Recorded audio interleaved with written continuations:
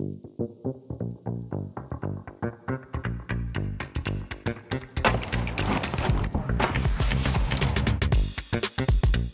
hedder Mamma, jeg er 13 år gammel, og jeg har et lommepengejob hos Nørrebrobyggerne.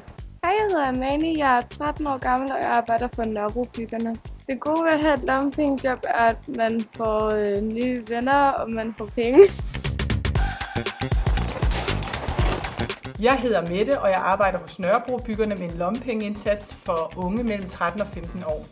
Vi giver unge deres første joberfaring og ser det som en træningsbane og en social løftestang.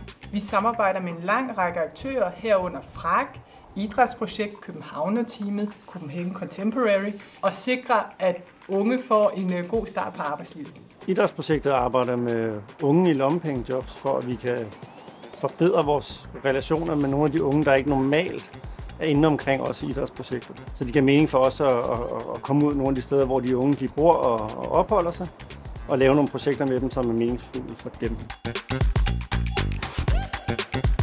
Det gode er ved at have et lommepengejob, det er nok fællesskab, hvor man får nye venner. Løn, den er også god, man oplever sjove ting, men altså ting, man ikke burde, altså sådan, man ikke oplever til ens hverdag, hvis man ikke har det her job. Mit yndlingsting ved at gå på arbejde er nok bare at møde op her og så bare være her, for det er meget hyggeligt.